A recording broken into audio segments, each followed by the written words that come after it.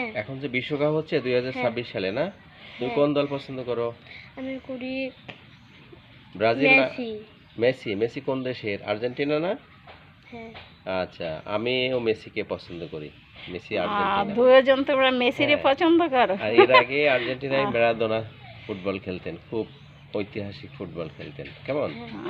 তার মতো পারফরমেন্স বর্তমান বিশ্বে আর কারোর ছিল না। তার আগে আরো ভালো খেলতো ব্রাজিলের প্লে, বুঝছো? হ্যাঁ ম্যারাডোনা 86 সালে মাঝমাঠ থেকে 5-6 জনকে কাটে একটা গোল দিছিল। কেমন?